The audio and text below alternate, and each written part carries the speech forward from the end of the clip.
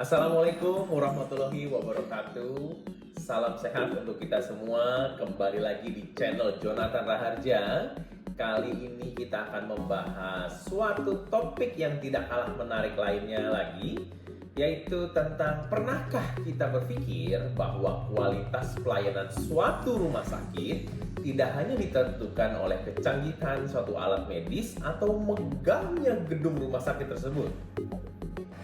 Di balik setiap pelayanan yang diberikan kepada pasien terdapat tenaga kesehatan yang bekerja dengan penuh tanggung jawab, bahkan seringkali harus mengorbankan waktu untuk lembur, tenaga, dan juga kondisi psikologis atau mungkin bisa dibilang kondisi mentalitas sekarang. Sebagai calon manajer rumah sakit, saya ingin membahas salah satu tantangan terbesar dalam manajemen rumah sakit saat ini, yaitu burnout tenaga kesehatan. Burnout sendiri merupakan kondisi kelelahan fisik, bahasa sekarangnya itu burnout. Emosional juga lelah, mental akibat tekanan pekerjaan yang berlangsung terus-menerus tiada hentinya. Dan fenomena ini masih menjadi tantangan di banyak rumah sakit, bukan hanya satu atau dua rumah sakit di kota besar. Terutama mungkin sejak pandemi COVID-19 yang melanda di bumi ini, beban kerja yang tinggi itu terjadi karena keterbatasan jumlah tenaga kesehatan, jam kerja yang panjang, serta tekanan dalam memberikan pelayanan terbaik kepada pasien yang memberikan service excellence terus-menerus. Dampaknya tidak hanya dirasakan oleh tenaga kesehatan, tetapi juga oleh organisasi rumah sakit. Burnout dapat menurunkan kualitas dan produktivitas, meningkatkan resiko kesalahan medis, menurunkan kepuasan pasien, bahkan meningkatkan turnover itu sendiri dari tenaga medisnya. Menurut Robbins and Judge dalam Organizational Behavior, kondisi psikologis karyawan memiliki pengaruh langsung terhadap motivasi kerja, kepuasan kerja, komitmen organisasi, dan kinerja individu itu sendiri. Ketika tenaga kesehatan mengalami burnout, kualitas pelayanan rumah sakit juga ikut terdampak, bukan hanya personanya, tapi juga organisasinya, karena kinerja individu tersebut menjadi menurun. Selain itu, menurut Gary Yook dalam teori strategic leadership, seorang pemimpin tidak hanya bertugas untuk mengatur pekerjaan, tetapi juga mampu menciptakan lingkungan kerja yang mendukung kesejahteraan pegawai, membangun visi organisasi, dan mendorong perubahan yang berkelanjutan. Oleh karena itu, diperlukan kepemimpinan strategis dalam mengatasi burnout tenaga kesehatan.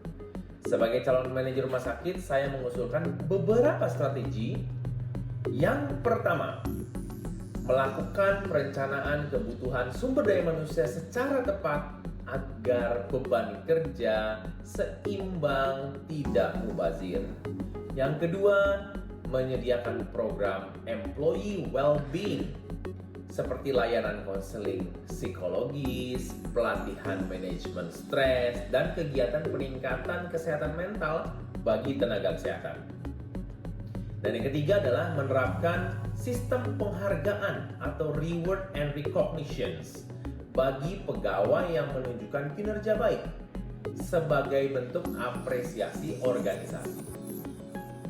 Keempat, ada meningkatkan kompetensi kepemimpinan kepala unit melalui pelatihan pegawai, komunikasi, coaching, manajemen konflik, sehingga mereka mampu menjadi pemimpin yang suportif.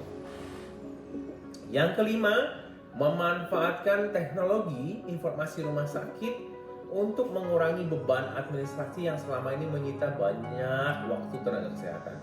Kadang-kadang pekerjaan ini yang membuat kita perlu banyak orang, padahal sebenarnya kurang begitu efektif dan bisa dibantu oleh sistem zaman sekarang. Apabila 5 strategi ini bisa diterapkan secara konsisten, maka rumah sakit tidak hanya mampu meningkatkan kesejahteraan tenaga kesehatan, tapi juga meningkatkan kualitas pelayanan, keselamatan pasien, produktivitas organisasi, dan citra rumah sakit di masyarakat yang baik.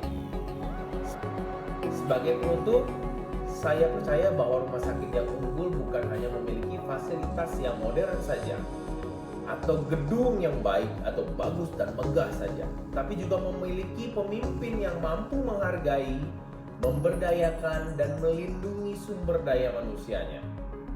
Karena ketika tenaga kesehatan bekerja dengan sehat, nyaman, dan termotivasi, maka pelayanan terbaik kepada pasien akan tercipta secara berkelanjutan dengan diri sendirinya sendiri, tanpa harus disuruh.